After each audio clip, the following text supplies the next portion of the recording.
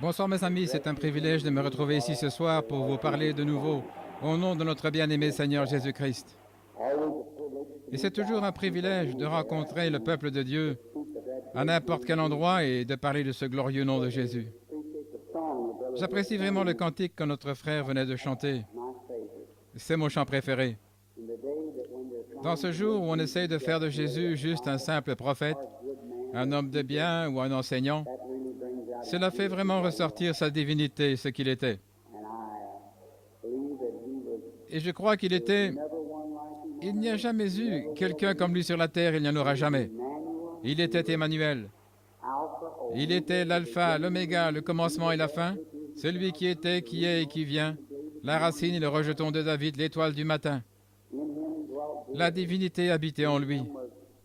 Dieu était en lui. Dieu était dans son Fils, en Christ, réconciliant le monde avec lui-même. Jésus a dit, ce n'est pas moi qui fais ces œuvres, mais c'est mon Père qui habite en moi. Mon Père et moi, nous sommes un. Dieu manifesté dans la chair. Quelle merveilleuse révélation de l'amour de Dieu envers nous.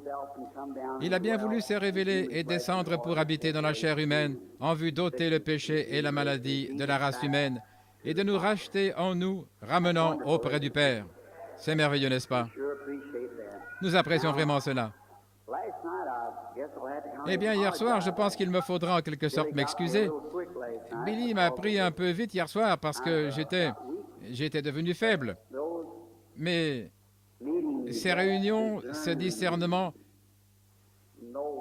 personne ne saura jamais ce que c'est, à moins que ce soit tout simplement... Il vous faudra entrer dans cela pour savoir ce que c'est. Il n'y a pas moyen d'essayer de l'expliquer. Il n'y a aucun moyen de pouvoir le faire. C'est tout simplement une expérience que personne ne connaît, si ce n'est ceux qui passent par là. Voilà ce que ça fait à la race humaine, à l'homme. Ça apporte la vie même de Christ à l'individu. Eh bien, vous vivez dans deux mondes. Vous êtes dans un monde ici et vous êtes dans un monde là-bas. Vous êtes avec quelqu'un d'autre qui a peut-être 50 ans. Il y a 50 ans d'ici et peut-être avec quelqu'un dans le futur, plusieurs années à partir d'aujourd'hui. Et pourtant, vous êtes conscient que vous êtes debout ici à l'estrade et vous dites quelque chose qui est arrivé il y a des années, peut-être des semaines, des mois, dans une autre nation, à un autre endroit. Et ensuite, vous essayez de garder vos idées claires à ce sujet. Je vous assure, ce n'est pas une mince affaire. Mais le Seigneur nous a bénis là, jusqu'ici, et nous sommes très heureux et nous espérons que Dieu va tirer gloire de cette réunion. Maintenant, dans le service de ce soir, je me disais, alors que nous sommes qu'un rassemblement d'une poignée de gens, nos réunions ne sont annoncées que localement ici, et c'est tout simplement pour les gens d'ici, locaux. Et avant que nous entrions dans la partie la plus importante des réunions, je pensais aujourd'hui d'essayer d'apporter aux gens peut-être un enseignement à l'ancienne mode tiré de la Bible, de sorte que lorsque le grand événement aura lieu, si Dieu nous l'envoie, nous soyons alors en mesure de comprendre mieux. Après tout, la guérison divine n'est que l'appât qui est attaché à l'hameçon pour attraper le poisson. Comme vous savez, le poisson saisit l'appât et avale l'hameçon. Ainsi, l'important pour nous, notre seule option principale, c'est que les âmes soient gagnées à Jésus-Christ. Si Dieu vous guérissait ce soir, il se peut que vous tombiez encore malade avant que vous ne mouriez. Vous pouvez encore tomber malade dans 1 an ou dans 2 ans. Vous pouvez tomber malade dans 1 semaine ou dans 1 jour. À partir de maintenant, je ne sais pas. Mais une chose est sûre, c'est que vous allez quitter ce monde l'un de ces jours. Parce que ça, ce n'est qu'une histoire rafistolée. Mais si jamais cette âme entre en contact avec le Saint-Esprit et naît de nouveau, vous avez la vie éternelle. Peu importe ce qui arrive ici, vous ne mourrez jamais. Jésus a dit, celui qui entend mes paroles et croit en celui qui m'a envoyé, il a, au temps présent, la vie éternelle. Il ne passera pas en jugement, mais il est, au temps passé, passé de la mort à la vie. Cela devrait faire que nous tous, les méthodistes, nous nous mettions à pousser des cris, n'est-ce pas? C'est vrai. De penser, c'est Dieu qui a fait cela. Eh bien, ce n'est pas ma parole, c'est la sienne. Saint Jean 5, 24. Dans Saint Jean 6, Jésus a dit, celui qui mange ma chair et boit mon sang a la vie éternelle, et je le ressusciterai au dernier jour. C'est vrai. Celui qui mange ma chair et boit mon sang, il a, au temps présent, la vie éternelle. Eh bien, si c'est éternel, c'est qu'elle ne dure pas d'un réveil à l'autre, mais elle prend toute l'éternité. Et maintenant, pour certains d'entre vous, les ministres qui êtes assis tout près, nous savons que cette vie éternelle vient du même mot qui signifie la vie de Dieu, le mot Zoé, le mot grec qui signifie la vie même de Dieu. Nous devenons alors fils ou filles de Dieu, un rejeton de Dieu, ayant une partie de la vie de Dieu en nous. Nous ne pouvons plus mourir, pas plus que Dieu ne peut mourir. S'il essayait de le faire, ainsi nous avons la vie éternelle et nous serons ressuscités au dernier jour. N'est-ce pas merveilleux? Cela devrait faire que les baptistes et les méthodistes se serrent la main et poussent des cris, n'est-ce pas? Certainement. C'est ce qu'il y a de bien avec la bonne vieille religion. Elle amène tous les hommes à s'asseoir ensemble et à s'aimer les uns les autres. Certainement. Ça ôte toutes les divergences. Ça fait de nous de nouvelles créatures. Ça fera qu'un smoking et une paire de salopettes puissent s'entourer de leurs bras et dire « Frère, comment allez-vous » C'est vrai, certainement. Cela fera qu'une robe de soie et un calicot s'entourent de leurs bras et disent « Sœur, je t'aime ». C'est ce que ça fait, certainement. Cela brise toutes les barrières, riches ou pauvres, esclaves ou libres. Nous sommes tous un en Jésus-Christ. Le dimanche au tabernacle, en fait, je vois qu'il y a tout un groupe de gens du tabernacle ici. Nous avions une leçon d'école du dimanche sur la rédemption par le sang. Et cela m'a tellement emballé que je sens comme si j'étais toujours dans une autre sphère quelque part, sur la rédemption par le sang. Et ce soir, après que la famille se soit déplacée pour venir ici très tôt, afin de pouvoir assister au service des chants et tout, j'étais dans la chambre et je me suis mis à lire les Écritures et j'ai trouvé quelque chose. Et je pensais, eh bien, si le Seigneur le veut, je vais parler tout simplement de ça ce soir. Il s'agit de la rédemption par le sang, dimanche. Et maintenant, ce soir, je vais parler sur la rédemption par puissance. Et demain soir, je vais parler sur la rédemption dans la totalité, si Dieu le veut, c'est-à-dire dans la joie. Dans le sang, dans la puissance et dans la joie, la rédemption. Et pour faire ressortir ceci, maintenant beaucoup de gens, des braves érudits, des hommes instruits, savent comment percer et donner ce genre de révélation, peut-être pour ceci ou cela. Mais moi, je suis plutôt l'un de ces prédicateurs du type illettré. L'unique chose que je sais faire, pour m'assurer que je suis presque dans le vrai de toute façon, c'est me référer aux ombres. Si je me mettais à marcher en me dirigeant vers le mur à l'air de la lumière de ce côté-ci, je pourrais dire, presque comme je suis ici, si je suis un quadrupède ou un oiseau ou peu importe ce que c'est, si je vois le genre d'ombre que je reflète. Eh bien, l'Ancien Testament était l'ombre du Nouveau Testament. C'était le négatif, comme la Lune par rapport au Soleil. Le Soleil éclaire la Lune et celle-ci reflète la lumière du Soleil sur la Terre. Et j'aime vraiment l'Ancien Testament. Il est plein de paraboles comme cela, autant que possible. Maintenant, le parfait, dans la Genèse, lorsque Dieu a d'abord fait le Soleil, pour faire ensuite la Lune, cette Lune et le Soleil représentent Christ et l'Église.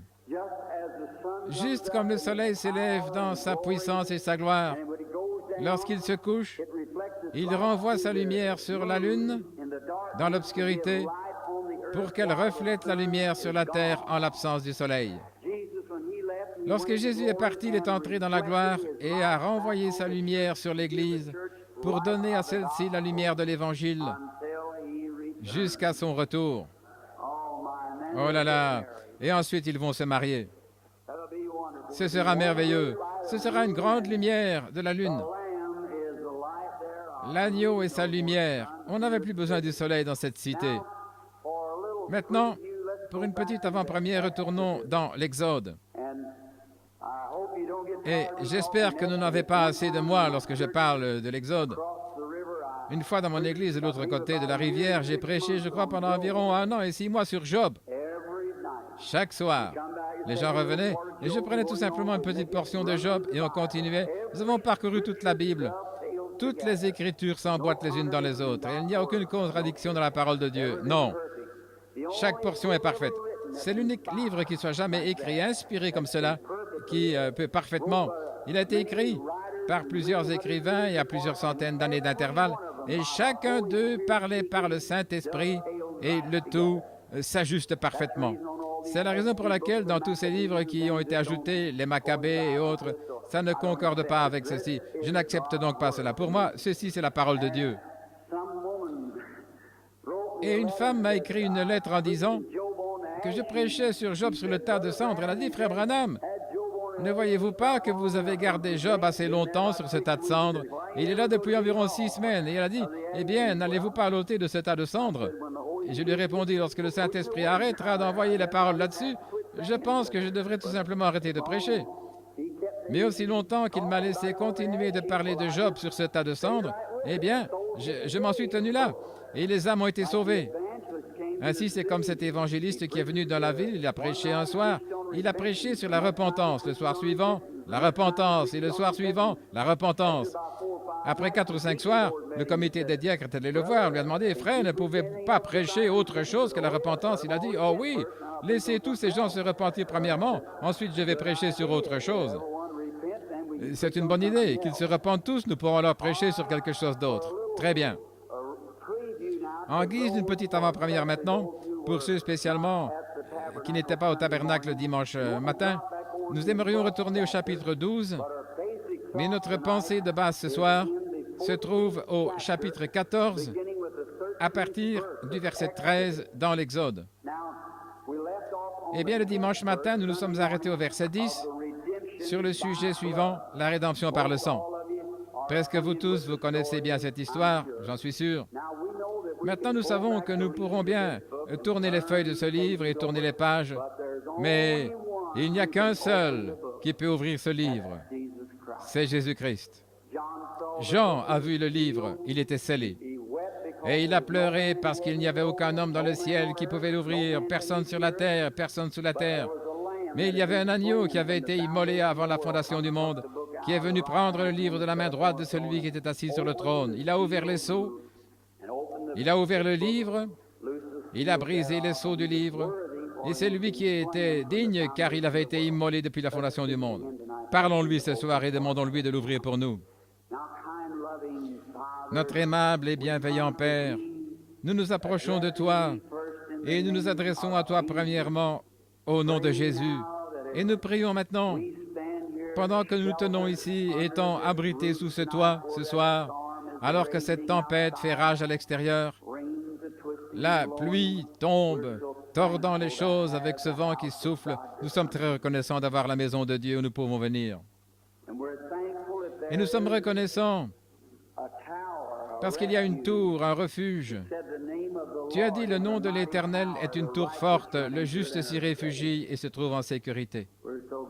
Nous sommes si heureux de connaître le nom du Seigneur et nous sommes venus nous y réfugier. Et maintenant, nous te prions de nous ouvrir cette parole ce soir, Père. Puisse le Saint-Esprit venir, entrer dans la parole, circoncile les lèvres de cet humble pauvre serviteur, ainsi que les cœurs de ceux qui écouteront, tes enfants. Et puisse le Saint-Esprit prendre les paroles de Dieu et les placer dans chaque cœur exactement là où on en a besoin. Bénis-nous maintenant. Renouvelle nos esprits ce soir dans ton esprit. Tire la gloire de ce service, sauve les perdus, guéris les malades. Ramène à la maison les rétrogrades, Seigneur. Et nous te rendrons la gloire, car nous le demandons en ton nom, le nom de ton Fils bien-aimé, Jésus.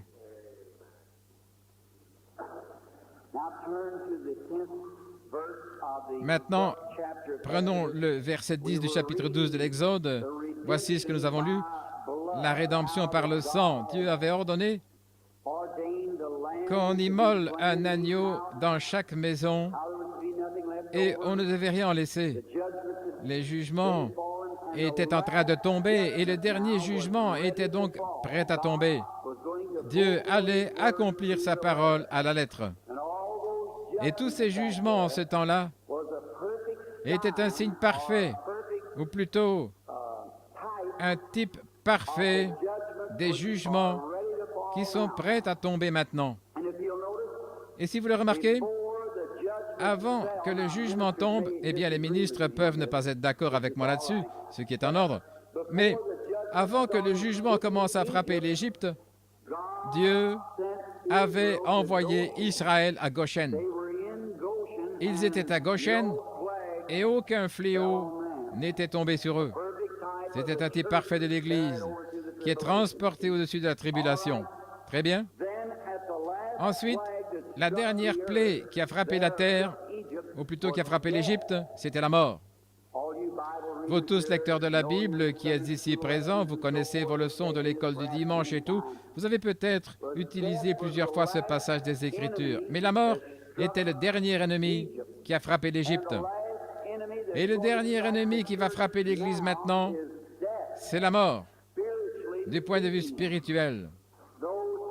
Ceux qui ne suivront pas Christ dans le baptême du Saint-Esprit vont sécher et ils mourront spirituellement. Les églises, on peut voir cela maintenant. Après que beaucoup et beaucoup de grands réveils et d'évangélistes ont parcouru le pays, cependant l'Église demeure, c'est-à-dire en ce qui concerne la politique de l'Église, elle devient pire tout le temps. Ses membres vivent comme ils veulent, faisant tout ce qu'ils veulent, prétendant néanmoins qu'ils sont chrétiens et qu'ils sont en ordre. Être chrétien signifie être semblable à Christ.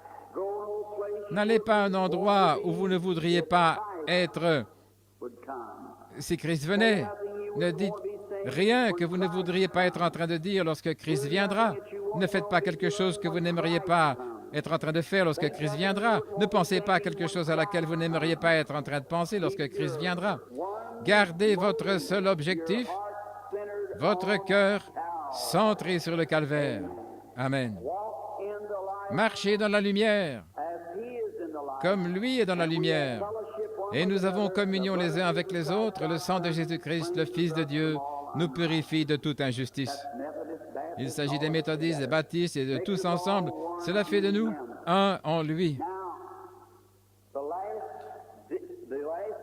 Eh bien, la dernière chose était la mort. Et avant que cette mort survienne, une expiation avait été faite pour être préservés de cette mort, pour tous ceux qui désirent y échapper. Une expiation avait été faite avant la première destruction du monde antédiluvien.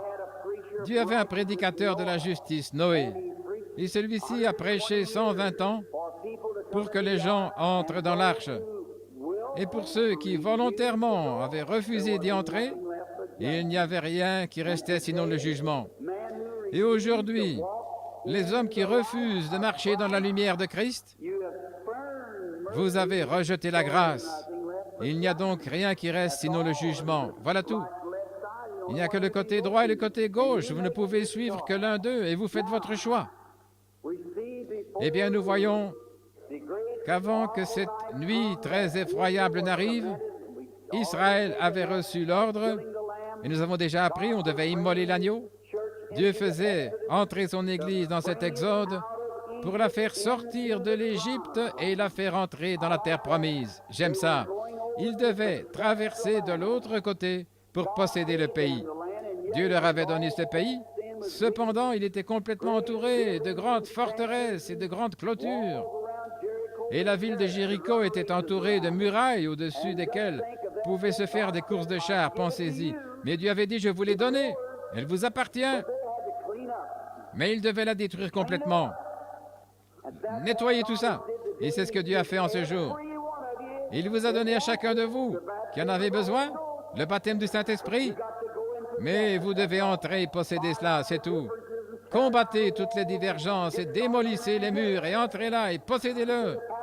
Vous direz, le pasteur a dit, ce n'est pas pour nous en ce jour-ci. Continuez à marcher et dépassez ça. Maman a dit, je vais te chasser de la maison. Continuez tout simplement et dépassez ça. Mon mari a dit, je vais t'abandonner. Continuez et dépassez cela, c'est tout. Il faut les posséder, cela, c'est tout. La guérison divine est pour chacun de vous. Chacun de vous qui est assis ici avec le cancer, un problème cardiaque, peu importe, Dieu a donné la promesse. Et elle est vôtre, mais vous devez aller la posséder. Vous direz, eh bien, je me sens vraiment pas très bien. Ça n'a rien à voir avec cela. La promesse est à vous. Dieu vous l'a donnée. Entrez tout simplement et tuez les Philistins d'une extrémité à l'autre. Et boutez dehors tous les Héviens ainsi que les Amoréens, exterminez-les. Entrez là et possédez cela. Dieu a dit, c'est à vous. Allez le posséder. Mais Dieu n'a pas dit, eh bien, moi, Dieu, je vais entrer là, je vais tout balayer, je vous bâtirai de belles villes, je vous établirai là. Je vous ferai rouler sur l'or. Il n'agit pas ainsi. Il vous donne cela, vous devez faire quelque chose. Il est assez bon pour vous avoir donné le pays. Il a dit qu'il sera votre secours et qu'il sera avec vous. Allez posséder cela. Et si vous êtes malade ce soir, infirme, aveugle, sourd, muet, peu importe, allez posséder la chose. Dieu a dit que c'est à vous, c'est votre possession, Dieu vous l'a donné. Il leur avait dit qu'il leur donnerait le pays. Il enverrait un ange devant eux pour prendre soin d'eux sur le chemin et les faire entrer dans le lieu dont il était question. Considérez les espions lorsqu'ils ont traversé de l'autre côté. Voici 10 d'entre eux qui reviennent disant « Oh, nous ne le pourrons pas, c'est impossible. » Eh bien, nous sommes des scientifiques, nous avons examiné la chose. Scientifiquement, c'est impossible. Mais il y avait 2 hommes, Josué et Caleb. Et eux ne regardaient pas le côté scientifique, ils regardaient à ce que Dieu avait dit. Nous en sommes capables, et c'est vrai. Ils ont ramené l'évidence, prouvant que c'était un bon pays. Je suis si heureux de cette évidence, pas vous? Ça prouve qu'il y a un bon pays juste au-dessus de nous. Et ce soir, nous sommes en route vers ce pays. Alléluia. Très bien. Voici qu'ils étaient là maintenant juste avant la rédemption. Pour être sûr qu'ils seraient protégés, Dieu avait exigé que les enfants d'Israël tuent cet agneau et appliquent le sang sur le linteau au-dessus de la porte comme ceci, et à chaque montant de porte. Ils devaient entrer dans la maison et manger cet agneau sans rien en laisser. Remarquez, tout l'agneau, non pas une partie. Chaque petite partie de l'agneau devait être mangée. Certaines personnes disent, je prendrai tout simplement ceci, je vais croire cette partie-là, mais vous devez accepter le tout. Chaque partie. Dites, oh, je crois qu'il a été blessé pour nos péchés, mais par ses meurtrissures, je n'en sais rien. Nous voulons la totalité. Chacune des parties de cet agneau doit être mangée, le tout. Une partie de ça devient dure, mais nous devons manger cela de toute façon. Dieu l'a dit. Remarquez au verset 10. Et vous n'en laisserez rien jusqu'au matin. Et s'il en reste quelque chose jusqu'au matin, vous le brûlerez au feu. Et maintenant, il ne devait rien en laisser. Tout. Eh bien, Dieu avait dit, lorsque vous en mangerez, vous ne mangerez pas à demi-cuit ou bien cru ou bouilli dans l'eau, mais vous devez en manger bien cuit. Et j'aime cela. Les gens essaient de manger la parole et ils la prennent comme si elle était crue. Ils la mâchent, ils la crachent, et que sais-je encore en disant « Oh, je ne peux vraiment pas la prendre, je ne saurais pas la supporter. » Elle n'a pas été bien cuite, c'est tout. Il a dit « Rôtissez-le au feu. » Le feu représente le Saint-Esprit. Acceptez premièrement Dieu dans votre cœur, et il la rôtira pour vous, c'est vrai.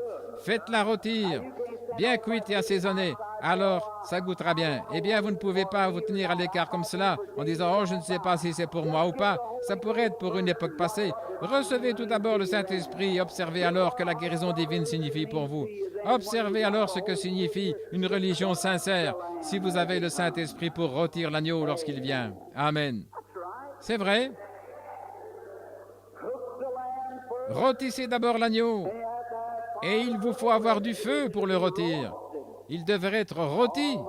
Oh là là, c'est à ce moment-là que ça devient bon. Rôti. Complètement brûlé. Bien cuit. Il n'y a pas longtemps, je me tenais ici près d'une grande fonderie et j'ai vu à quel degré ce feu chauffait. Et on y faisait fondre continuellement des métaux. Et plus ces métaux chauffaient, les impuretés des métaux, de l'or, tout cela montait à la surface et on enlevait cela. Et on chauffait davantage le feu dans cette fonderie. Et ensuite, lorsque le contenu bouillait davantage, on obtenait d'autres substances différentes, la pyrite et d'autres substances qui en dérivaient. La première chose qui montait, c'était la saleté, quelque chose comme la saleté de la boue. Ensuite, ce qui montait, c'était des choses semblables aux minerais, quelque chose de moins important, de vif-argent et toutes ces choses. Ça montait à la surface et on enlevait ça. Et puis on continuait à descendre. Et la dernière chose qu'il enlevait, c'était la pyrite. Il s'agit de l'or des fous. Vous savez qu'on trouve beaucoup de choses dans les gens qui essayent de se tromper les uns les autres, qu'ils sont des chrétiens et qu'il faut semblant de l'être, de toute façon, voyez-vous. Mais laissez tout simplement le Saint-Esprit aller bouillir tout cela et faire sortir, ôter aussi de vous Tout cet or des fous. L'or des fous. Bien des gens qui s'en vont à l'Est et ils en trouvent et ils se disent « Oh, ils ont trouvé une mine d'or, ça brille plus que le véritable or. » Mais c'est de l'or des fous, ça n'a pas de valeur. Et maintenant, on chauffe l'or et on enlève la pyrite de fer et on continue tout simplement à le chauffer jusqu'à ce qu'on ait de l'or pur. À la fin, il ne reste que de l'or à 100%. Et c'est ainsi que Dieu agit dans son Église. Il répand le Saint-Esprit sur elle et là à l'intérieur. Il chauffe les choses jusqu'à ce qu'il jette dehors toute la mondanité, toutes les divergences, l'égoïsme et tout ça, jusqu'à ce qu'il fasse tout simplement sortir de ça par ébullition et chaque individu qui veut venir à lui. Amen. Alors, vous pouvez donc manger cela. Voici une autre belle pensée au verset 11. Quand vous le mangerez, vous aurez vos reins sains. J'aime ça. Vos souliers aux pieds, votre bâton à la main, et vous le mangerez à la hâte. C'est la Pâque de l'Éternel. J'aime ça. Pendant que vous serez en train de le manger, soyez prêts à partir. Voilà la question. Prenons Éphésiens chapitre 6, et voyons ce que Paul a dit au sujet de la préparation de l'Église. Éphésiens chapitre 6, à partir du verset 14, chapitre 6. Tenez donc ferme, ayant à vos reins la vérité pour ceinture. Revêtez la cuirasse de la justice. Mettez pour chaussure à vos pieds le zèle que donne l'évangile de paix. Prenez par-dessus tout cela le bouclier de la foi avec lequel vous pourrez éteindre les traits enflammés du malin. Prenez aussi le casque du salut et l'épée de l'Esprit, qui est la parole de Dieu. Voyez, Paul est en train de revêtir un homme pour le champ de bataille, pour la marche. Quand la délivrance d'Israël a commencé, Dieu a dit maintenant, vous devez être prêts pour la marche.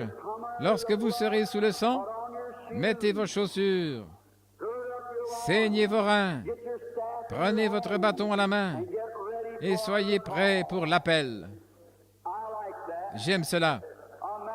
Eh bien, quand un homme entre en Christ pour prêcher l'Évangile, il porte ses souliers de l'Évangile, le casque du salut, la cuirasse de la justice, et il a ses reins sains. D'habitude, chez les soldats d'autrefois, lorsqu'ils portaient ces ornements de guerre, ils avaient une grande ceinture avec laquelle ils attachaient cela ensemble et qui soutenait cela aux reins, ces boucliers, pour se protéger contre les lances de l'ennemi. Quelle véritable leçon pour nous! Et lorsque les reins commençaient à se relâcher, à baisser, ou plutôt le bouclier, alors il resserrait la ceinture et la faisait monter. Il resserrait ses ornements de guerre et les faisait remonter. Quelle belle image de ce jour! Lorsque vous sentez comme si vous commencez à vous relâcher, lorsque le diable dit « ça ne sert à rien », baissez la main et resserrez la ceinture un petit peu. Et tenez votre épée un peu plus fort, comme dans la main, et avancez. J'aime cela. Soyez prêts pour la marche. Tout homme qui marchait sous ce sang ce soir-là avait reçu l'ordre de rester là et de ne pas sortir avant d'avoir reçu l'ordre de marche.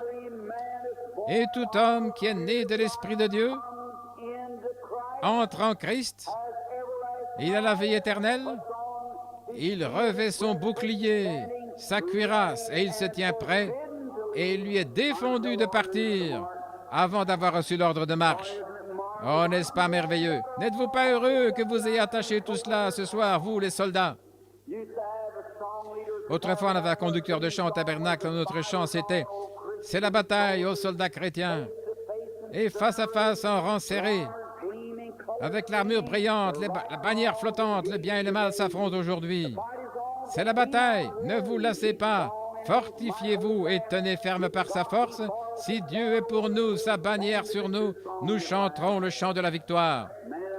Plusieurs de ces vieux saints sont allés dans la tombe, mais l'un de ces jours, là-bas, dans un nouveau monde, lorsqu'ils entreront dans la terre promise, la bannière de la croix sera au-dessus de nous, et nous chanterons le chant de la victoire. Et quand nous assiérons souper de noces autour de la table, cette table longue de 100 000 miles peut-être, avec les seins lavés par le sang, qui seront assis tout autour. J'aimerais longer cette table et serrer la main de chacun d'eux en poussant des cris. Vous voulez m'entendre crier? Attendez jusqu'à ce que j'arrive là et observez-moi. Je ne suis pas encore assez grand pour ça, mais remarquez donc, en ce qui concerne la marche, soyez prêts. Nous allons partir. Voici une triste image avant que nous passions à notre leçon ordinaire. C'est au verset 38. Écoutez. Et une multitude de gens de toute espèce montèrent avec eux. Ils avaient aussi des troupeaux. C'est là qu'Israël a commis l'erreur. Le surnaturel avait été accompli. Des gens non convertis ont suivi à cause du surnaturel. Et finalement, cela leur a causé des ennuis. Et en descendant, nous remarquons au verset 42 et 43,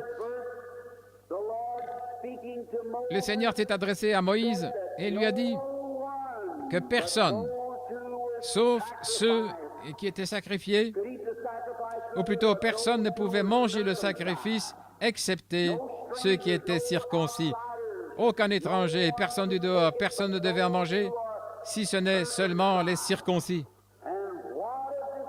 Et quelle disgrâce pour nous aujourd'hui! En ce jour, mes chers amis, où dans l'Église, tous ceux qui sont membres de l'Église prennent la communion. Et c'est faux. Seuls ceux qui sont rachetés, ce sont les seuls qui en sont dignes. Ésaïe a parlé en ces termes. Les tables du Seigneur seraient pleines de vomissements. À qui enseignerai-je la doctrine? À ceux qui sont sevrés à la mamelle. Et il a ajouté, c'est précepte sur précepte, ligne sur ligne, un peu ici, un peu là, et retenez ce qui est bon. Quand Dieu parlait, il savait qu'en ce jour dans lequel nous vivons, l'Église entrerait tellement dans la politique et qu'elle laisserait toute chose. Les gens entrer, tant qu'ils ont fait inscrire leur nom dans le registre de l'Église et qu'ils sont devenus membres, ils prennent la communion. Et la Bible dit, celui qui mange et boit indignement est coupable du corps et du sang du Seigneur. Saint Jean chapitre 13, c'est Jésus qui parle. Des années plus tard, dans 2 Corinthiens 11, Paul a dit, « Celui qui mange et boit ceci indignement sera coupable du corps et du sang du Seigneur. » Que chacun s'examine, dit-il, avant de prendre cela. Je cite l'Écriture. C'est vrai. Celui qui mange et boit ceci indignement, il mange et boit sa propre condamnation, car il ne discerne pas le corps du Seigneur. Et c'est pour cela que plusieurs sont malades et beaucoup sont faibles et plusieurs sont morts. Rassurez-vous que vous êtes en ordre avec Dieu. Voici ici l'ombre de cela. Personne, excepté les circoncis, peu importe combien la personne était loyale, combien elle est de l'Église juive, elle devait être un prosélyte, elle devait être un véritable croyant circoncis avant de pouvoir prendre la communion ou de manger la Pâque. Oh, combien nous sommes éloignés de la ligne aujourd'hui. Eh bien, allons-y vite alors. Ce soir, Dieu les a fait sortir. Nous passons maintenant au verset 13 du chapitre 14. Dieu leur avait donné la colonne de feu pour aller devant eux. Je pense qu'ils avaient ici cette image ce soir, je le dis avec révérence. Sincèrement, pendant que nous sommes ici dans ce groupe ce soir, je crois qu'elle est au milieu de nous ce soir. La même colonne de feu qui a conduit les enfants d'Israël va devant nous, accomplissant les mêmes miracles et prodiges. Et tout enseignant ici présent ou tout érudit de la Bible, vous savez bien que l'ange qui accompagnait Israël et qui les conduisait vers la terre promise, c'était l'ange de l'Alliance, c'était Jésus-Christ. Et aujourd'hui, Jésus-Christ, le même hier, aujourd'hui, éternellement, accompagne et va devant ce groupe que vous aimez appeler les saints exaltés, si vous voulez. Il continue à les conduire de victoire en victoire. Gloire à Dieu. Dans ces nations, en ce temps-là, ils étaient méprisés, haïs, rejetés et repoussés par les nations. Ils étaient traités de tous les noms. Il en a de même aujourd'hui. avec les véritables croyants. Vous, dans vos églises, vous savez que lorsque vous prenez position pour Christ et que vous défendez la vérité, toute l'Église dit, « Regardez-le, il a perdu la tête, il est devenu fou. » Ne prêtez pas attention à cela, continuez votre route. Maintenant, vous êtes complètement revêtus de votre armure et le sang va devant vous, le Saint-Esprit vous conduit. Continuez tout simplement à avancer, ne faites pas attention à ce que quelqu'un dit. Regardez droit au calvaire et continuez à marcher. Quel beau type! Eh bien, ils étaient sortis et ils sont arrivés, maintenant remarquez, la rédemption par le sang les avait fait sortir d'Égypte. Et maintenant, ils devaient donc avoir quelque chose d'autre pour les faire entrer dans le pays. Eh bien, ils n'étaient qu'à leur début. Ils étaient sortis, ils étaient circoncis, ils étaient passés sous le sang et ils étaient en marche. Eh bien, ils étaient parvenus à quelque chose, ils continuaient leur route, sachant qu'ils étaient passés de la mort à la vie. Ils savaient qu'ils avaient la vie éternelle. Mais les voici en train de monter maintenant et les difficultés commencent à surgir. Voici venir l'armée de Pharaon, les poursuivants pour les attraper. Les ennuis sont venus. Écoutez, Dieu est pour nous un refuge, notre force, un secours qui ne manque jamais dans la détresse. Oh, j'espère que vous voyez ceci. Voici, sachez, écoutez, au verset 13. Et Moïse dit au peuple, ne craignez point. J'aime cela. Après que Jésus soit ressuscité des morts, il disait constamment, ne craignez point. C'est l'ennui avec l'Église aujourd'hui. Vous avez terriblement peur de connaître un échec. Comment pouvez-vous échouer alors que vous êtes en Christ? Vous ne pouvez pas faillir. Vous avez la vie éternelle. Tous les démons de l'enfer ne peuvent pas vous ébranler. Vous avez la vie éternelle. Jésus l'a dit. N'ayez donc pas peur de l'échec. Vous direz, bien, je crains de devenir fanatique. Je préférerais avoir un peu de fanatisme plutôt que de me tenir tranquille et ne rien faire, certainement. Un homme qui est prêt à faire quelque chose.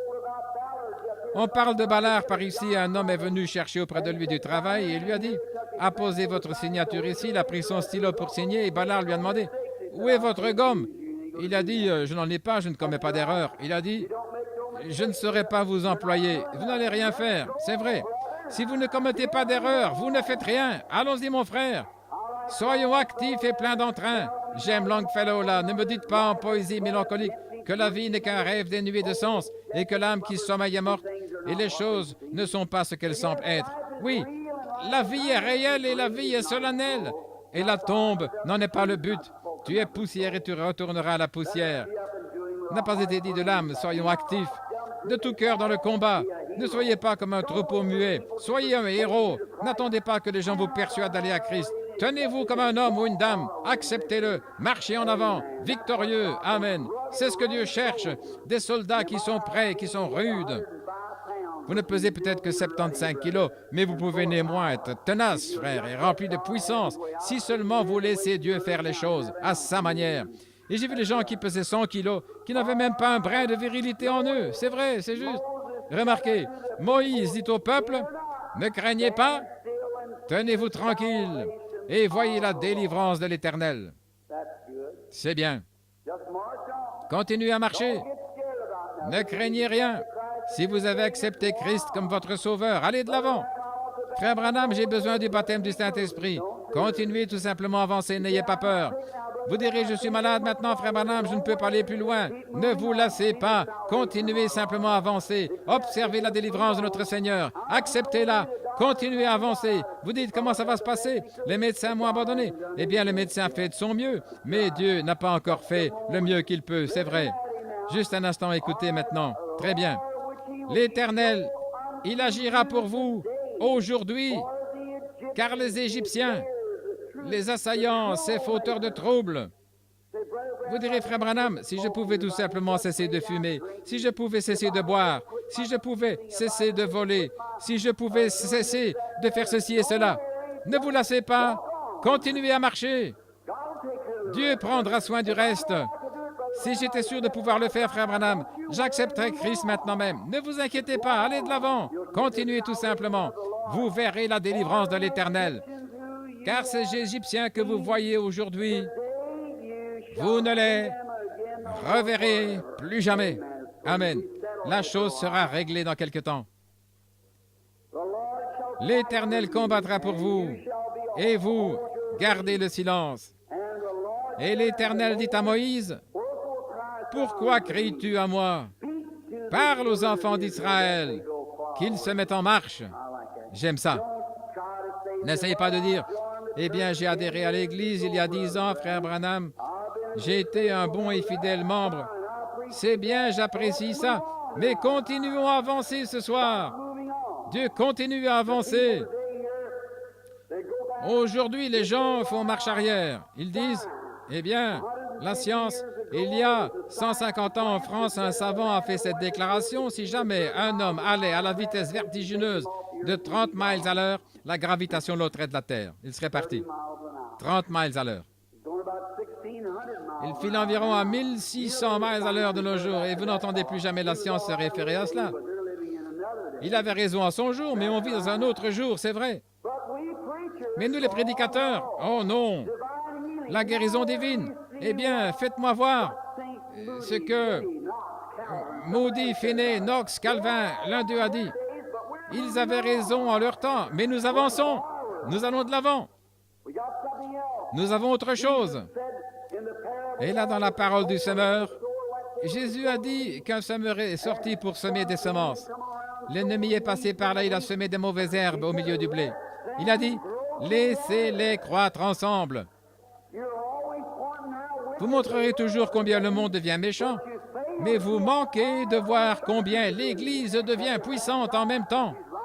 Elle se lève, elle se tient dans le champ. Oh, elle est constituée d'un petit troupeau, mais frères, Dieu est avec elle. Elle va triompher tout aussi sûr que Christ est ressuscité d'entre les morts. Amen. L'Église de Dieu ne faillira jamais. Les portes de l'enfer ne prévaudront point contre elle.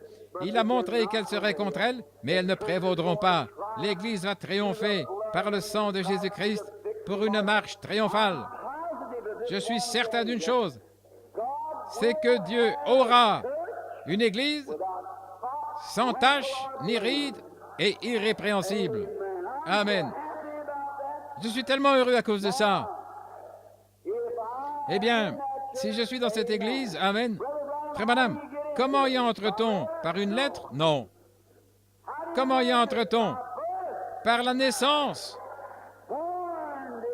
On y naît là-dedans. Le 6 avril prochain, ça fera 45 ans depuis que je suis dans la famille des Branham. Ils ne m'ont jamais demandé de me joindre à leur famille. Je suis né un Branham. Je resterai toujours un Branham. Je suis né un chrétien en Jésus-Christ. Je serai un chrétien parce que Dieu l'a ordonné ainsi par élection. Il nous a appelés par la grâce de son propre Fils bien-aimé. Nous l'avons accepté, nous avons reçu la vie éternelle. Par une poignée de main? Non. En devenant membre? Par une lettre? Par un seul esprit. Nous sommes tous baptisés pour former un seul corps, Jésus-Christ.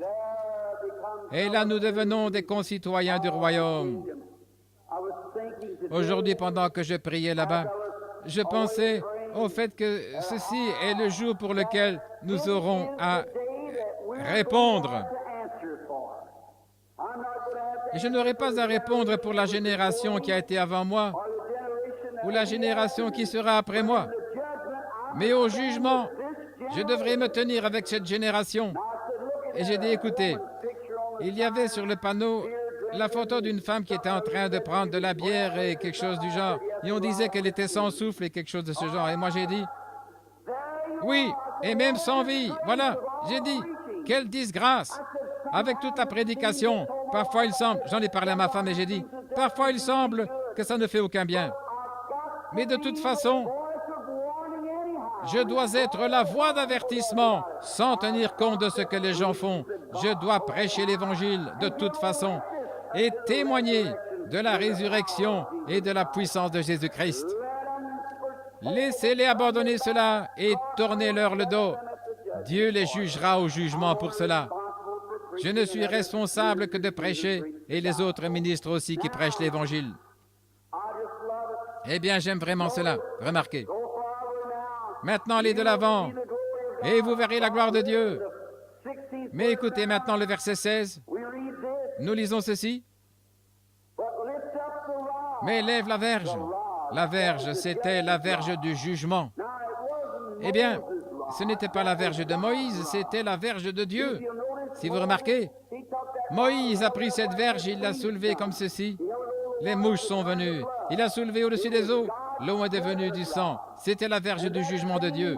Et cette même verge, comprenez bien cela, c'était avec cette même verge qu'il avait frappé le rocher. Et une fissure s'est faite sur le côté du rocher, et les eaux sont sorties du rocher. Eh bien, ce rocher était Christ, et c'était le jugement de Dieu. Le jour où vous en mangerez, ce jour-là vous mourrez, qui a frappé Christ au calvaire, et il a payé cette mort amère et atroce. Personne n'a jamais pu décrire ce que c'était et personne ne le pourra jamais. Là, Dieu a mis tout le jugement divin sur lui et il a frappé au côté et de son côté sont sortis l'eau, le sang et l'esprit pour notre rédemption. Parfois, les gens le peignent revêtu d'une robe ou quelque chose d'autre sur la croix. Ce n'est pas ainsi. Ils ont fait de cet homme tout ce qu'il y a de vulgaire et de sale qu'il pouvait, mais il devait subir cela. Il était là, le plus élevé et le plus loyal du monde qui ait jamais existé ou qui existera. Et puis, il a été exposé nu sur la croix, blessé, frappé, saignant, les crachats des moqueurs lui coulant sur le visage, et lui on l'a mis sur la tête une couronne d'épines par raillerie. Mais c'est à ce moment-là qu'il a vaincu la mort, l'enfer, le péché, la maladie et la tombe, et qu'il a payé le prix pour nous tous. Parfois, il est dit souvent, c'est là qu'il a ôté l'aiguillon de la mort. C'est là que Paul a dit, « Oh mort, où est ton aiguillon ?» On dit que beaucoup d'insectes, les abeilles et autres, possèdent un aiguillon. Et cet aiguillon ou ce dard contient du poison. Mais une fois que l'insecte a piqué, il perd son dard. La mère avait autrefois un aiguillon, mais Christ au calvaire a ôté l'aiguillon de la mort. Alléluia. Oh, lorsque j'y pense, là, il a arraché l'aiguillon de la mort pour vous et moi.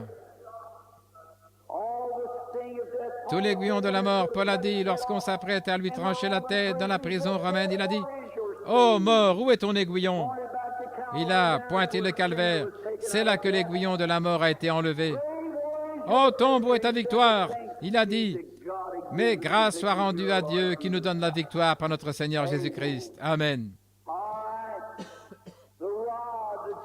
La verge, le jugement, étant là, sur la mer, et fend là, sépare-la, et les enfants d'Israël entreront au milieu de la mer à sec. Et moi, je vais endurcir le cœur des Égyptiens pour qu'ils te suivent. Et Pharaon et toute son armée, et ses chars, et ses cavaliers, ils feront éclater ma gloire. Et les Égyptiens sauront que je suis l'Éternel quand Pharaon, ses chars et ses cavaliers auront fait éclater ma gloire. Et l'ange de Dieu, écoutez, resserrez votre harnais maintenant. Et l'ange de Dieu qui allait devant le camp d'Israël, il est toujours ici. L'ange de Dieu qui allait devant le camp d'Israël partit et alla derrière eux. Et la colonne de nuée qui les précédait partit et se tint derrière eux. où il est parti d'ici, là, il est allé se tenir là derrière, un médiateur en temps de détresse. Lorsque les ennuis commencent à vous arriver, la maladie de toutes parts, des troubles, l'ange de Dieu vient et se met entre vous et la maladie. Il se tient là sur le chemin, vous invitant à accepter la parole de Dieu. Dieu avait donné la promesse à Israël comme quoi il devait se rendre au pays.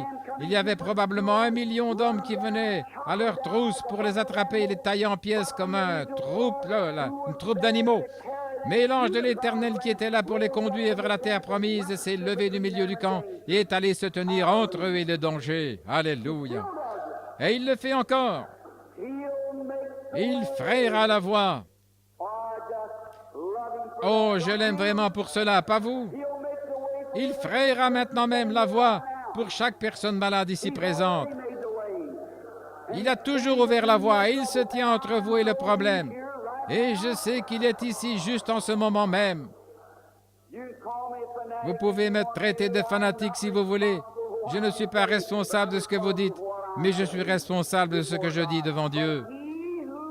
Mais celui qui conduisait les enfants d'Israël, si j'ai fait un bon jugement de la chose, concernant cette lumière que vous voyez ce soir et que vous avez vue sur cette photo, ce même ange de Dieu est dans le bâtiment maintenant même pour faire exactement ce que Jésus avait fait en ce jour-là.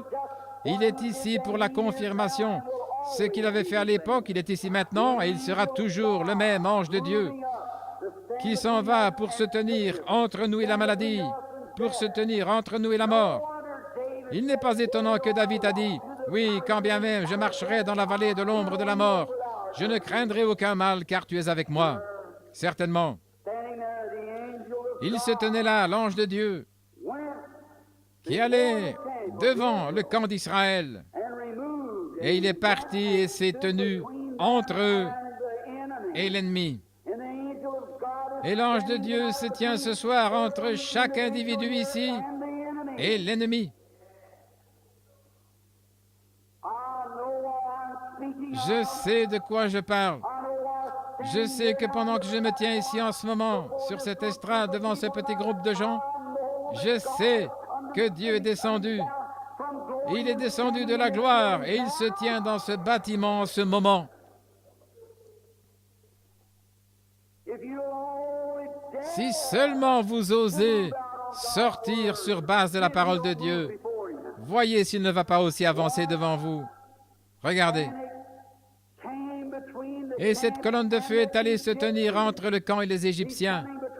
Cet ange vient se tenir entre vous et votre maladie. Il se tient entre vous et vos péchés, maintenant même. Pourquoi? Nous sommes dans l'exode de l'Église. L'Égypte a toujours été considérée comme étant le monde. Et lorsqu'Israël est sorti, rappelez-vous, ils étaient des membres d'Église là-bas. Mais après que le sang et l'expiation avaient été offerts, ils sont devenus les circoncis de Dieu.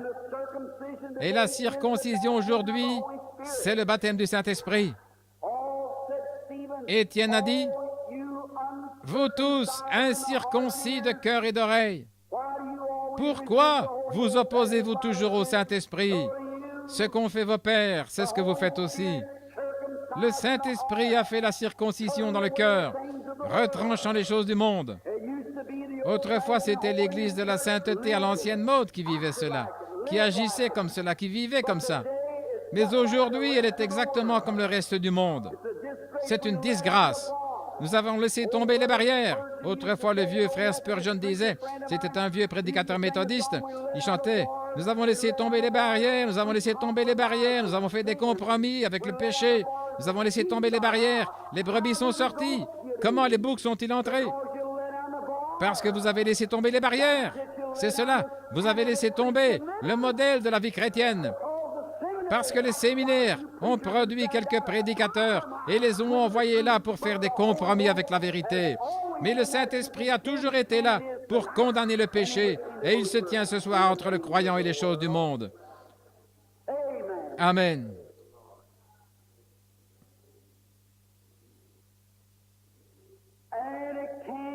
Et il se plaça entre le camp des Égyptiens et le camp d'Israël. Cette nuée était ténébreuse d'un côté et de l'autre, elle éclairait la nuit. Et les deux camps n'approchèrent pas l'un de l'autre pendant toute la nuit.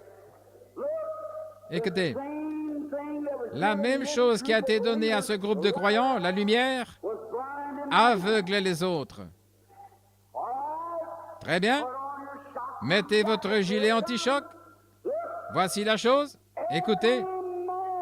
Tout homme qui rejette la lumière devient aveugle et marche dans les ténèbres parce qu'il n'accepte pas la lumière. Amen. Dieu envoie des ministres pour prêcher l'Évangile.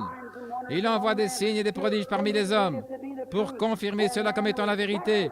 Et les hommes rejettent cela. Il ne reste rien excepté les ténèbres pour vous. Marchez dans la lumière pendant que la lumière brille, mon frère. Recevez la lumière. Christ est la lumière. Il est venu pour vous apporter la lumière. Mais ceux qui ont rejeté la lumière ont reçu les ténèbres. Et tout homme et toute femme ce soir qui rejette la lumière marche dans les ténèbres, ne sachant pas où ils vont. Ils trébuchent vraiment, ils seront populaires parmi les gens. Mais on se demande comment ils se tiennent dans la présence de Dieu. Remarquez, comme c'est merveilleux ici, il était la lumière pour les uns et les ténèbres pour les autres. Alors les Israélites, après que Moïse avait prié, ils ont pu rester en paix. Maintenant, observez. Moïse étendit sa main sur la mer, et l'Éternel refoula la mer par un vent d'Orient puissant, qui souffla avec impétuosité toute la nuit, et il mit la mer à sec, et les eaux se fondirent. Les enfants d'Israël entrèrent au milieu de la mer à sec. Si vous remarquez bien, pendant que les enfants d'Israël, qui étaient sortis des ténèbres et qui avaient accepté la lumière, lorsqu'ils ont eu des problèmes, la lumière est passée derrière eux et ils se sont endormis pendant toute la nuit, et pendant qu'ils dormaient, Dieu avait envoyé un vent qui a soufflé sur la mer et qui a ouvert une voie pour échapper. Alléluia à l'agneau. Je suis si heureux d'avoir été rempli du Saint-Esprit ce soir. Pendant que nous sommes endormis, nous nous réjouissons et nous nous reposons dans la promesse de Dieu. Dieu leur a promis de leur donner une échappatoire. Et pendant qu'eux étaient en repos sur cette promesse, Dieu était là devant eux, frayant une voie. Chaque homme et chaque femme ce soir qui voudront bien accepter Jésus-Christ sur cette base, le Saint-Esprit, pendant que vous êtes endormis, pendant que vous êtes en repos sur sa promesse, peut-être que vous êtes infirme ou aveugle, peut-être que vous n'entendez pas, problème cardiaque, le cancer ou autre chose, peut-être que vous êtes mourant.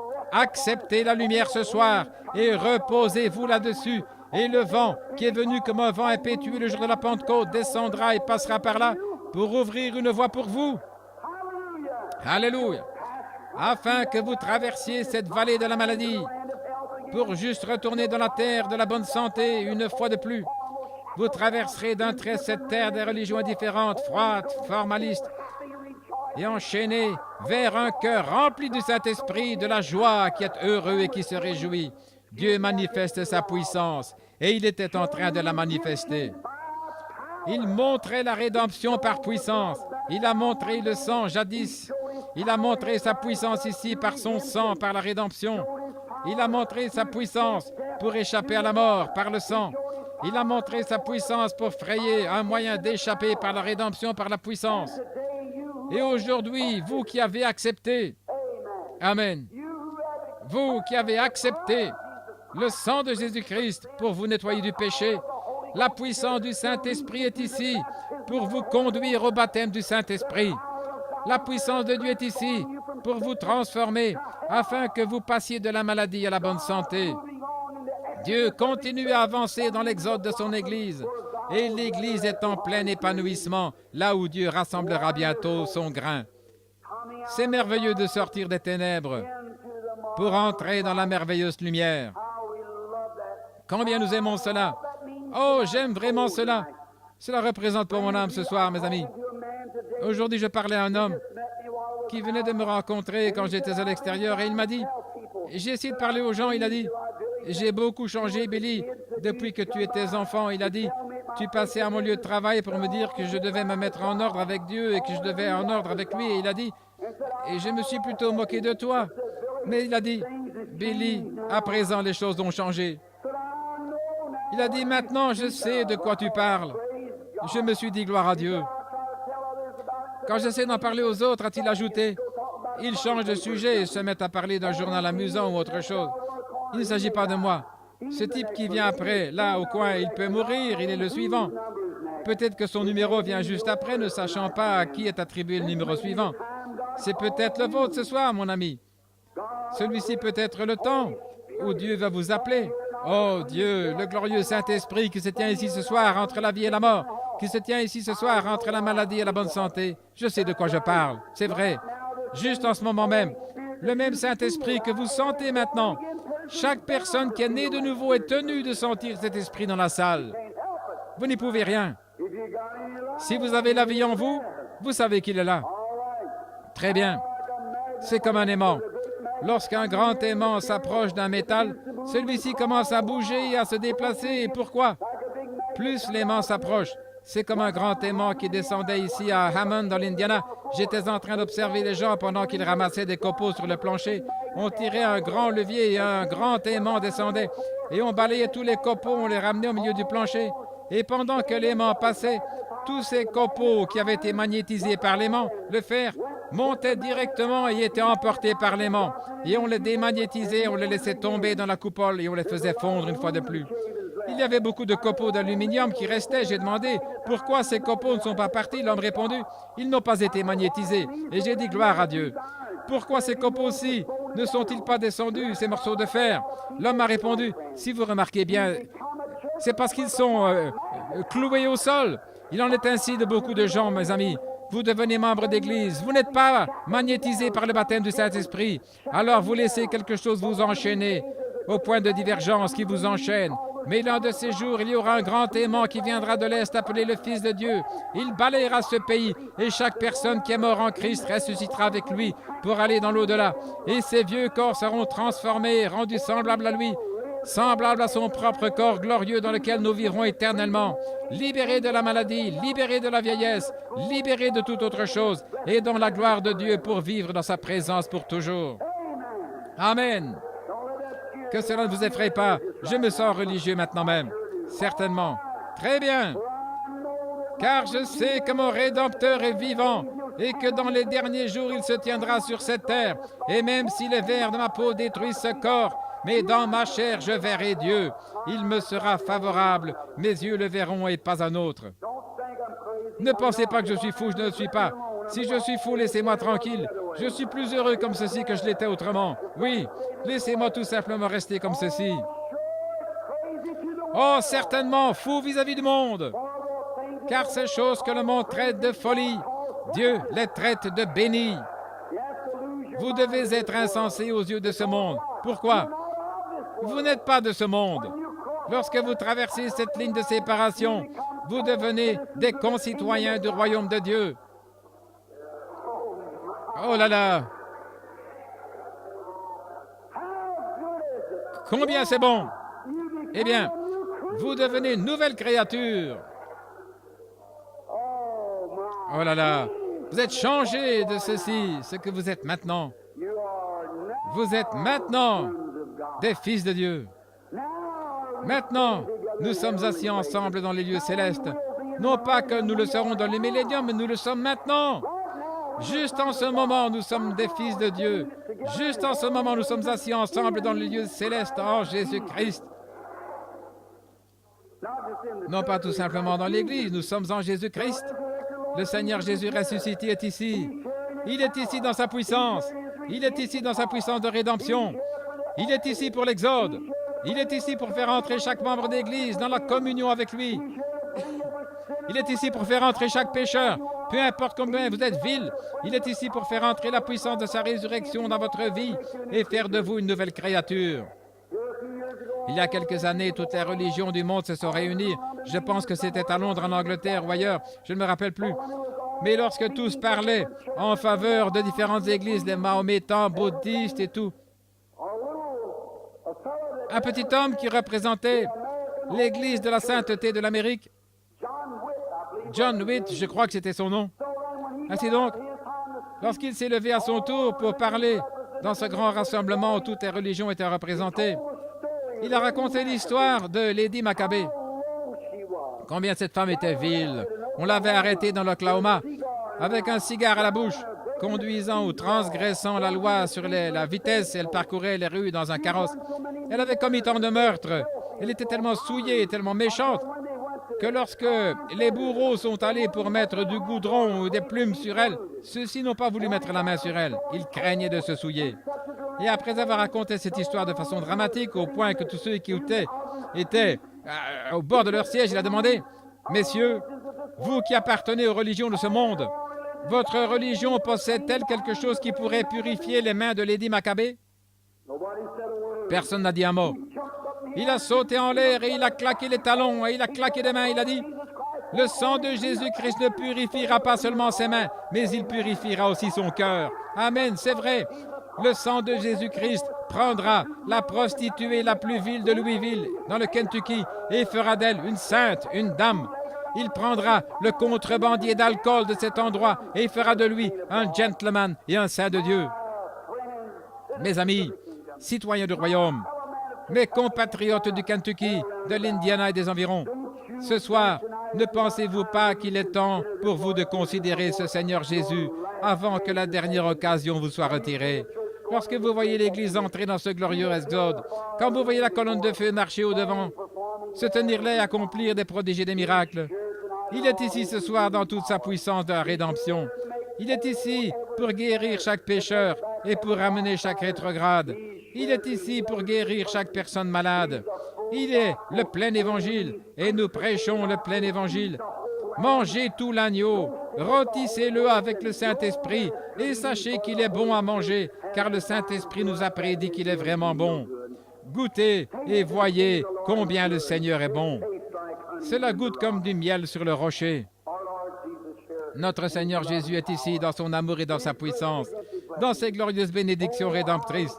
Oh, il se tient entre l'Église et le péché ce soir. Il se tient entre vous et le jugement. Saignant, priant. Il n'y a pas longtemps, je suis entré quelque part dans l'Ohio, où j'étais allé juste pour donner mon jugement, d'après mon opinion. Je mangeais à un petit restaurant des Dunkards. Nous tenions une grande série de réunions. Je devais rester dans un petit motel à plusieurs kilomètres en dehors de la ville.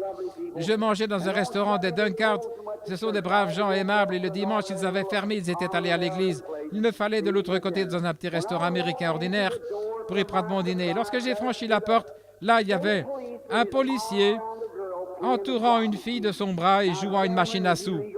Jouer à l'argent est illégal dans l'Ohio. Et là, l'homme de loi était lui-même en train de violer la loi. Et peut-être que cet homme de mon âge, peut-être marié, ayant une famille quelque part, et il avait entouré de ses bras une jeune dame qui était là. Et j'ai regardé au fond de l'autre côté du restaurant, et là, des garçons ivres étaient assis avec une jeune dame qui n'agissait pas du tout avec moralité. J'ai regardé une vieille dame, elle est environ 58 ans ou 60 ans, aussi âgée que ma mère, la peau toute ridée. Elle était assise là, à ma droite, sur un box où je m'apprêtais à m'asseoir, et elle portait des tout petits vêtements. Et, oh, c'était horrible. Et les ongles, ses orteils étaient peints en rouge vif, ses lèvres étaient rouges vifs. C'était le spectacle le plus horrible que vous ayez vu. Ses cheveux étaient coupés courts avec des franges relevées comme ça. Elle était en train de boire. Deux hommes lui tenaient compagnie, ils étaient là. Et ils avaient un aspect horrible, des ivrognes. Et l'un d'eux était étendu au travers de la plaque de la table. Ils se sont excusés et ils sont sortis pour se rendre aux toilettes. J'ai dit, oh Dieu, comment peux-tu supporter ça? Comment peux-tu regarder cela comme ça? Et alors que même dans mon cœur, et aussi mauvais que je suis, pourtant, je me demande, Cependant, si ma petite Sarah et ma petite Rebecca devront grandir dans une telle génération pour voir de telles choses, Seigneur, pourquoi n'effaces-tu pas ceci de la surface de la terre? Je me suis dit, pourquoi ne le fais-tu pas, Seigneur? Je me suis assis là, j'ai commencé à pleurer et j'ai eu une vision. J'ai vu comme si le monde était en train de tourner dans l'air. Et l'arc-en-ciel se tenait là autour de cette terre. Et quelqu'un qui était en train de me parler a dit, c'est le sang de Jésus-Christ qui entoure ce monde et qui empêche Dieu de le détruire. Si Dieu peut voir le péché, le jour où tu en mangeras, ce jour-là tu mourras. Tout homme qui se trouve sous ce sang-là a le libre arbitre de faire son choix. Mais si jamais vous mourrez et que votre âme monte au-delà de la grâce de ce sang, vous êtes déjà jugé avant d'atteindre cet endroit. Il ne vous reste plus rien. Alors je me suis vu moi-même. J'ai vu mon Seigneur Jésus se tenir là avec une couronne d'épines sur la tête et les larmes mêlées au sang qui coulait, dégoulinant de sa barbe. Et j'ai vu mes péchés venir devant lui. Et chaque fois qu'il venait devant lui, au point qu'il tremblait et les épines s'enfonçaient dans son front, il reculait en titubant, il disait, Père, pardonne-lui, il ne sait pas ce qu'il fait. Et quand je faisais encore quelque chose de mal, son sang agissait comme un pare-choc sur la voiture, protégeant la voiture, me protégeant de la colère de Dieu, sans mérite. Et je me suis doucement avancé vers lui, je me suis agenouillé devant lui, et j'ai baissé le regard, et il y avait un vieux livre de péché qui était posé là, et mon nom était écrit dessus, et j'ai dit, Seigneur, veux-tu me pardonner? Certainement, a-t-il dit avec ses yeux aimables. Il a pris sa main sur son côté, il a pris son sang, et il a écrit sur le livre, pardonné. Et il a jeté cela dans la mer de l'oubli. Il a dit, merci Seigneur. J'ai dit, merci Seigneur. Il a dit, je te pardonne. Mais toi, tu es en train de la condamner? Oh, cela a changé le tableau pour moi. Je suis sorti de la vision, je me suis avancé là, je me suis assis près d'elle, et j'ai commencé à lui parler. Et avant, dans sa vie, elle en avait vu de toutes les couleurs. Je lui ai demandé, n'avez-vous jamais été une chrétienne? Elle a répondu, j'ai été élevée dans une maison chrétienne. Et je lui ai demandé, qu'est-il arrivé? Elle m'a parlé d'un écart de conduite vis-à-vis de son mari, des enfants et tout. Je lui ai demandé, pendant toutes ces années, n'avez-vous jamais mené une vie paisible depuis que vous avez rencontré Dieu? Elle répondit, Monsieur, c'est la vérité. Ne voulez-vous pas le recevoir maintenant même? Elle a répondu, va-t-il m'accepter? J'ai répondu, il est en train de frapper à votre porte en ce moment. Et là, sur ce box, sur le plancher, nous sommes agenouillés devant cette audience-là. La machine à sous s'est arrêtée. Les jurons vulgaires ont cessé et tout. Et j'ai levé mes mains, et ces pauvres mains ridées, et je l'ai conduite à Jésus-Christ. Puis elle est partie. C'est ça, mes amis. Peu m'importe ce que vous avez fait, combien vos péchés sont noirs, votre vie souillée. Dieu se tient là. Il est en train de frapper à la porte de votre cœur. Inclinons la tête maintenant. Père céleste, je te prie juste maintenant, pendant que le Saint-Esprit est en train de se mouvoir dans le bâtiment, laisse-nous chercher premièrement le royaume pour trouver faveur auprès de toi. Et alors je crois que tu guériras les malades. Juste en ce moment, Père, pendant que nous ressentons qu'il y a un grand et profond intérêt, une conviction, et que les gens savent que ton Église est dans un exode et que nous nous dirigeons vers le jugement. Nous ne savons pas, mais le matin, quelqu'un peut venir au chevet et nous serons déjà étendus là, morts. D'ici demain soir, nous pourrons nous retrouver dans une morgue quelque part et nos âmes seront de l'autre côté dans l'éternité. Oh Dieu, celle-ci est peut-être la dernière heure. C'est peut-être la dernière occasion que les hommes recevront. Plusieurs, sans doute, sont assis ici, des hommes et des femmes, qui ont désiré et qui ont mené une vie aussi normale que possible, une bonne vie, mais qui ne sont jamais nés de nouveau, qui ne savent pas ce que c'est d'être remplis du Saint-Esprit. Une vie d'abandon total, avec toute la honte et la timidité enlevées d'eux, et l'Esprit de Dieu qui les baptise et les introduit dans sa grâce. Père bien-aimé, ne veux-tu pas ce soir, au nom de ton Fils bien-aimé Jésus, aller à chaque cœur et leur parler en ce moment? Et puissent-ils, dans la simplicité de leur cœur, élever leurs pensées vers toi, élever leur cœur et dire, me voici Jésus. Prends-moi maintenant, tel que je suis, façonne-moi et rends-moi différent. Fais de moi le genre d'homme que tu veux que je sois. Pendant toute ma vie, tu m'as parlé, tu as cherché à me persuader à agir différemment. Tu as essayé de m'amener à faire cet abandon. Mais maintenant, le jour est fort avancé pour moi, Seigneur, mais je suis prêt à venir maintenant. Accorde-le, Père, pendant que la grâce appelle avant le jugement et que l'Église est en plein exode, quittant l'Égypte, puissent-ils venir et qu'ils aillent avec le grand groupe de ceux qui sont appelés à sortir. Nous demandons cela en son nom. Et pendant que nous avons la tête inclinée et les yeux fermés, et que les chrétiens sont en train de prier, je vous demanderai de bien vouloir lever la main en disant, « Frère Branham, souvenez-vous de moi. Je crois chaque parole que vous avez dite concernant Jésus-Christ, c'est la vérité. Et nous avons tous besoin d'être remplis de l'Esprit. Mais je ne le suis pas encore. J'ai été un membre d'Église. Ou peut-être que vous ne l'avez pas été du tout. Peut-être que vous avez été un pécheur, vous n'avez jamais accepté Christ. Et vous n'êtes pas né de nouveau. Voudriez-vous lever la main en disant, « Souvenez-vous de moi, frère Branham. Que Dieu vous bénisse. Que Dieu vous bénisse, vous et vous. Vous et vous, mon frère, ma sœur, et vous, mon frère. Vous, frère, sœur. Là, à ma gauche, combien de personnes il y a? Levez la main et dites, souvenez-vous de moi, frère Branham, je veux naître de nouveau. Eh bien, rappelez-vous, c'est le Saint-Esprit qui vous parle. Si je suis serviteur de Dieu, je sais aussi sûr que je me tiens sur cette estrade, que c'est le Saint-Esprit qui parle au cœur ici. Mes amis, je peux être particulier pour vous, mais je ne suis pas un fanatique. Je sais bien de quoi je parle. Si je connais votre maladie là-bas et ce dont vous souffrez, et si Dieu entend ma prière pour vous, et juste ici dans ce bâtiment, il y a des gens assis ici qui ont été guéris du cancer, de la cécité, de la surdité, des infirmités et autres choses. Regardez aux millions de gens à travers le monde. Qu'en est-il de vous maintenant? S'il entend ma prière pour cela, ne voudra-t-il pas aussi écouter ma prière pour la maladie de votre âme? S'il me révèle où se situe votre maladie, ne me révélera-t-il pas où se trouve votre maladie aussi? Combien y en a-t-il encore qui aimeraient lever la main et dire, « Frère Branham, souvenez-vous de moi. Je veux, en ce moment-ci, demander à Dieu d'être miséricordieux envers moi. Que Dieu vous bénisse, vous et vous. Oh là là, à travers tout le bâtiment. » Pendant que vous avez la tête inclinée, pourriez-vous, vous qui avez levé la main, avoir juste un peu plus de grâce pour dire, « Seigneur, j'ai eu assez de grâce pour lever la main. Donne-moi assez de grâce pour me lever pendant que je prie, pendant qu'il prie. Si tu venais pour moi avant le lever du jour, Seigneur, ceci est mon signe pour moi, montrant que je veux être en ordre. Je veux te rencontrer un jour. Je serai à l'agonie et je vais me serrer contre un oreiller étant l'article de la mort, et le médecin quittera mon chevet, rien ne pourra être fait. Alors, ô Dieu, aie pitié de mon âme, pendant que le brouillard froid de la mort va remplir la chambre. Puisse le vieux bateau de Sion venir m'emmener. Je vais me lever, Seigneur. Il faut beaucoup de grâce, mais quelque chose me pousse. Je me tiens debout. Que Dieu vous bénisse, frère. Quelqu'un d'autre se lève, disant, « Je me lève, Seigneur. » Que Dieu vous bénisse, frère. Restez simplement debout. Que tout celui qui veut qu'on se souvienne de lui, là, dans cette prière pour le salut de son âme, se lève. Que Dieu vous bénisse, jeune homme, sœur. Me voici, frère Branham. Je ne me lève pas devant vous, je me lève devant Dieu.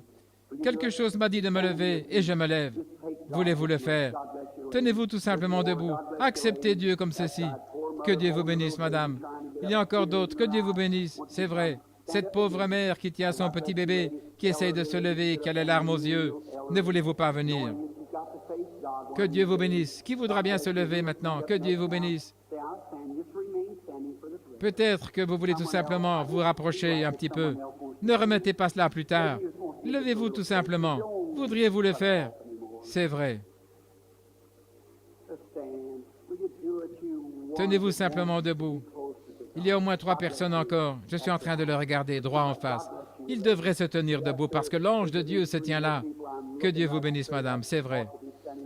Maintenant, très bien, frère. Que Dieu vous bénisse, madame.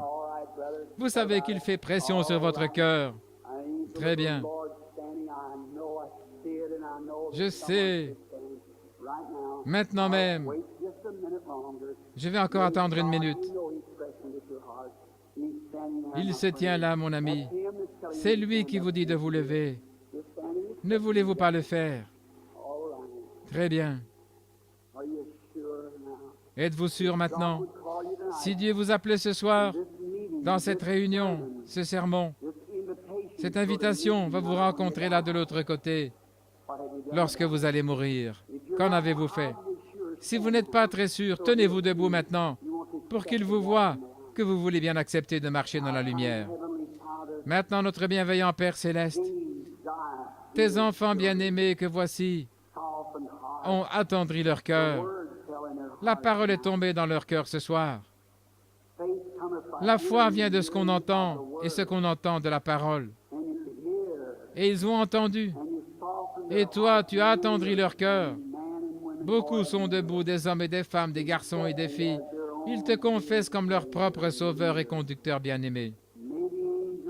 Et ce soir, que l'ange de Dieu qui est ici maintenant, qu'il les guide dans la vie, qu'ils soient guidés au calvaire maintenant même dans leur cœur, et qu'ils acceptent Jésus comme leur sauveur.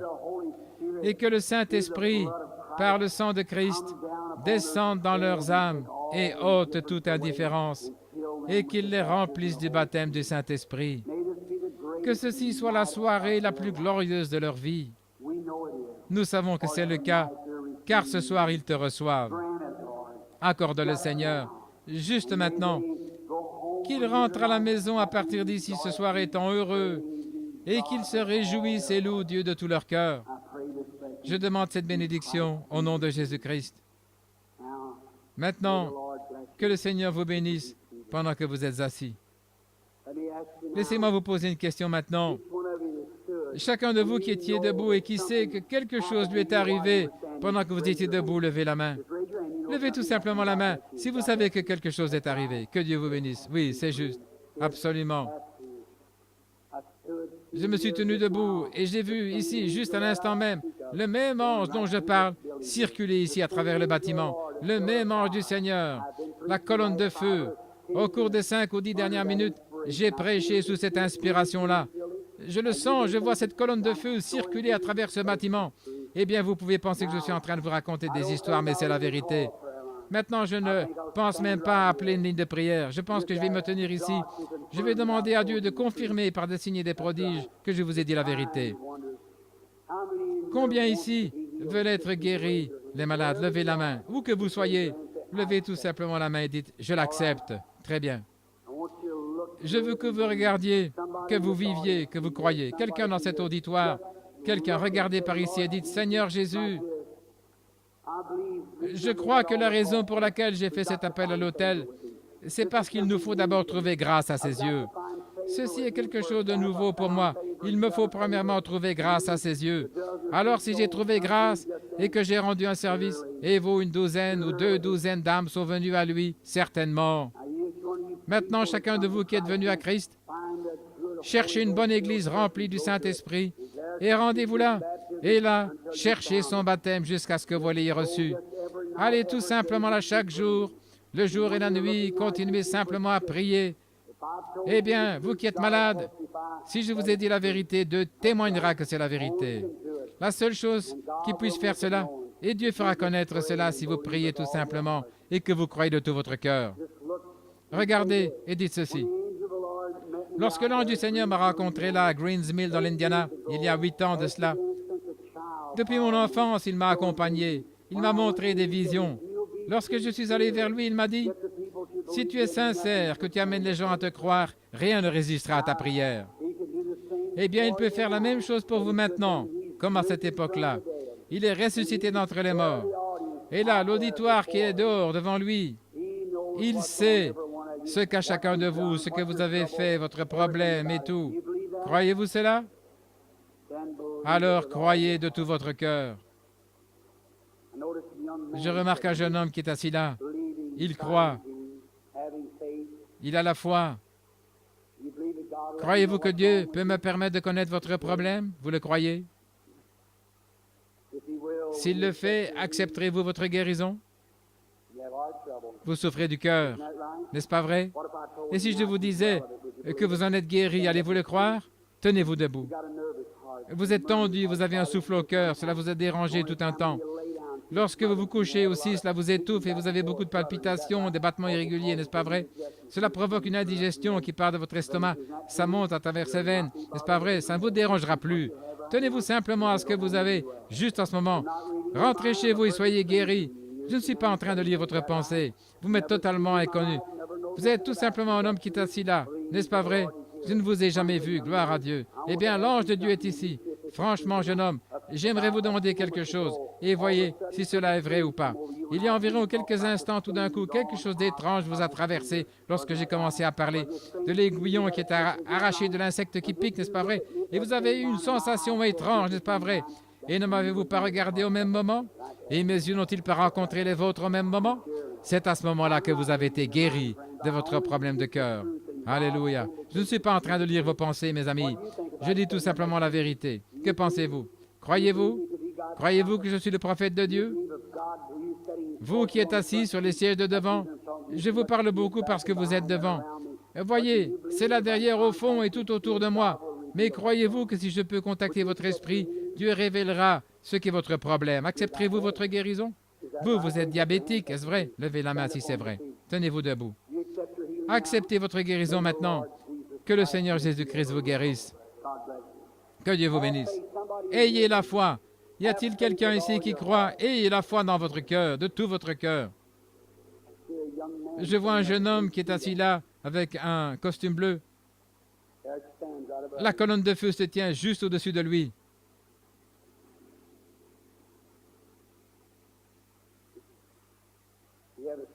Vous avez une maladie de peau, n'est-ce pas, jeune homme? N'est-ce pas vrai? Mettez-vous debout.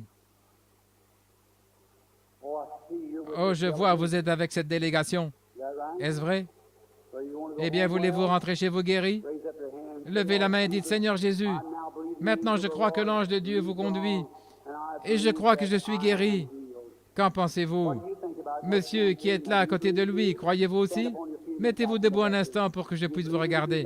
Croyez-vous de tout votre cœur que je suis serviteur de Dieu? Voulez-vous être guéri de cette maladie de cœur? C'est ce que vous avez, n'est-ce pas? C'est ce que j'ai dit, c'est ce que vous aviez. Vous ne l'avez plus maintenant. Vous pouvez rentrer chez vous. Que croyez-vous, monsieur? Croyez-vous de tout votre cœur? Croyez-vous que je suis le prophète de Dieu? Mettez-vous debout. Croyez-vous de tout votre cœur? Vous souffriez des nerfs, n'est-ce pas vrai? N'est-ce pas vrai? Levez la main. Maintenant, vous pouvez rentrer à la maison, guéri. Jésus-Christ vous a guéri. Qu'en est-il de l'homme qui vient après, celui qui est assis au bout de la rangée? Tenez-vous debout. Croyez-vous que je suis le prophète de Dieu, le serviteur? Croyez-vous qu'il peut me révéler votre problème pour que vous acceptiez votre guérison? C'est dans votre gorge, c'est exact? Rentrez chez vous et soyez guéris au nom de Jésus-Christ. S'il y a dans le bâtiment quelqu'un d'autre qui voudrait guérir, il peut se lever et recevoir sa guérison. Si vous m'avez cru comme étant serviteur de Dieu, tenez-vous debout. Que Dieu vous bénisse. Problème gynécologique, cancer, cela vous a quitté. Que Dieu soit béni. Que chacun de vous lève les mains vers Dieu. Notre Père Céleste, je condamne maintenant toute maladie dans ce bâtiment. Je chasse tout mauvais esprit et que le Saint-Esprit prenne le contrôle maintenant et que chaque personne soit guérie. Posez vos mains les uns sur les autres et dites gloire à Dieu partout et réjouissez-vous et soyez heureux car Jésus-Christ, l'agneau de Dieu, est ici pour guérir chacun de vous.